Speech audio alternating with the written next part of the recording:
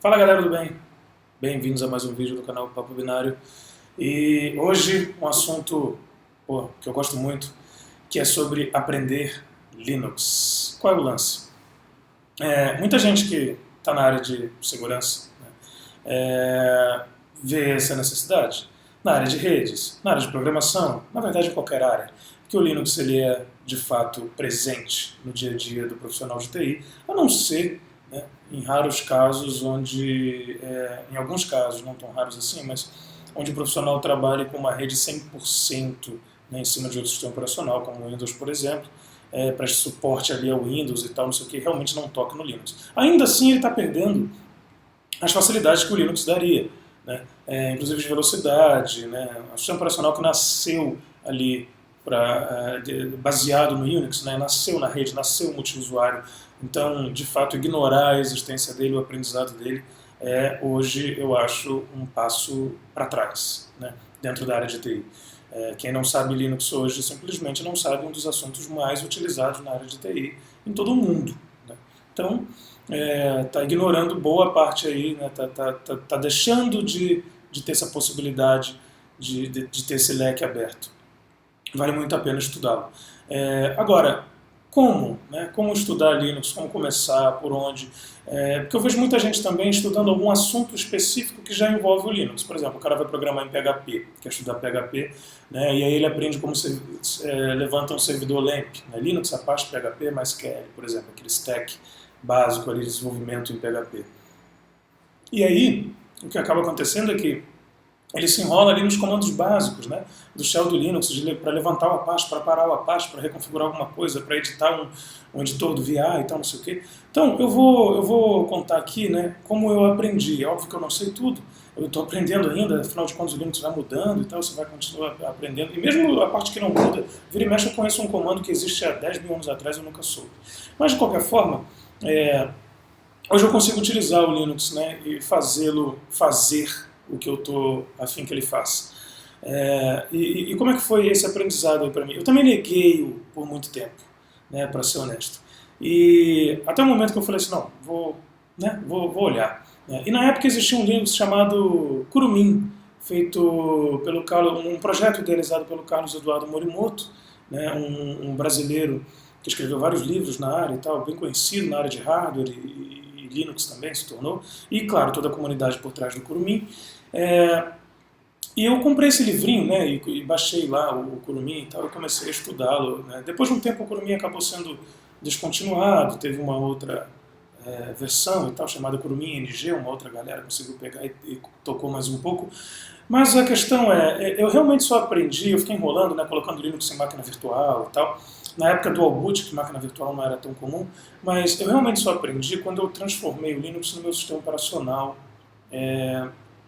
padrão do dia a dia. Né? Então eu peguei o meu computador que eu usava no dia a dia e coloquei o Linux. Né? Na época era Dual Boot, mas deixei-o como boot principal, né? Como preferencial. Então você ligava o computador e já caía no Linux. Aí eu tive que aprender a instalar os programas no Linux, eu tive que aprender a instalar, sei lá, webcam, qualquer coisa que eu tivesse no Linux, porque ele ficou sendo o meu principal. Dá um pouquinho de trabalho? Dá, mas é o mesmo trabalho que dá quando numa curva de aprendizado de um outro sistema operacional qualquer, né? No Windows, por exemplo, não sei. Então, vale a pena.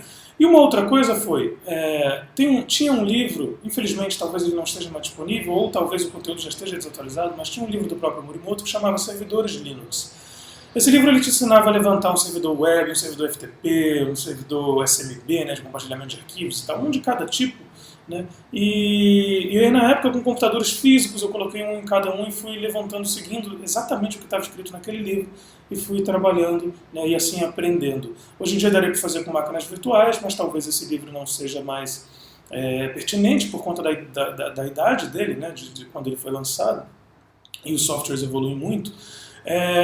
Mas tem um outro, esse sim eu acho pertinente e eu acho que vale a pena, né, outros caminhos assim, de Linux. Bom, o que eu consideraria para aprender Linux quem quiser? Primeiro, eu acho que vale muito a pena tirar aquela certificação LPI, Linux Professional Institute. Não só por ter a certificação e isso servir para te ajudar no currículo, né, numa triagem de currículos, mas também pelo estudo que ela provoca. Então você vai estudar coisas ali que essa prova, essa certificação é razoavelmente atualizada, bem interessante, e você vai estudar ali coisas que vão ser úteis, talvez só para o estudo dela, mas vão ser úteis para entender outras partes do Linux, né? Então esse é um projeto específico, né? Estabelece uma data, pelo menos eu faço assim, coloca uma data assim, né? A gente está em janeiro, por exemplo, em abril, maio, né? Na data desse vídeo agora é janeiro, mas enfim, coloca aí 6 meses para frente, estou dando um chute, né? Depende de você, uma data que você queira tirar a certificação e corre e marca a prova, né? E depois corre para estudar. Então tem livros oficiais, tem cursos oficiais, né? Outros são procurar cursos aí na internet, né? Principalmente os cursos de empresas renomadas, né? Eu não vou ficar aqui falando os nomes delas, até porque eu posso esquecer de alguma e o pessoal dizer que é propaganda e tal, não é o caso. Mas empresas que são renomadas em treinamentos de Linux, existem algumas no Brasil, vale muito a pena. Uma outra questão é estudar por conta própria, né, de livros, né, e websites. 2 livros que eu recomendo muito, né, em cima de Linux. Um é um livro do Heriberto Mota, né, que chama Descobrindo o Linux, tem uns pinguinzinhos na capa assim estudando e tal, parece até a capa de um livro infantil, mas é que ele pega bem do zero mesmo, vale muito a pena, é super atualizado, o Heriberto continua editando. Eu posso dizer hoje que foi com aquele livro assim que eu aprendi Linux, né? Foi junto com o Kurumin e tal, mas ele me estruturou ali, ele tem base no Debian, e até hoje o sistema operacional que eu mais gosto. Assim. Um outro é o livro do Júlio César Neves, que é o livro de programação em Shell, que é basicamente programação em Shell, mas ele tem os primeiros capítulos que dão uma estrutura de Shell do Linux, no geral. Então, juntando esses 2 aí, já dá uma base incrível, né? Isso, mais o autoestudo, mais um objetivo de tirar uma certificação do tipo LPI, né, somado a um curso presencial ou online numa dessas empresas de treinamento e tal, certamente vão te elevar aí dentro de um período de, sei lá, no máximo 1 ano, dependendo do teu ritmo, né, vão te levar o conhecimento de Linux aí da água para o vinho, assim, vai mudar muito. Né, e isso daí só vai te ajudar com outros sistemas, com BSDs, com Unixes, com outros sabores de sistemas operacionais que talvez você nunca tenha utilizado, mas eles são baseados em comandos, né? Isso vai te ajudar muito, a editores, em tudo. Na área de segurança, na área de programação, na área de web, em tudo quanto é área, né? De redes. Então realmente o Linux só vem a somar. Né? Dá uma olhada nisso daí, vou deixar alguns links com os livros aí na descrição e com alguns outros links também que eu acho interessantes de começar.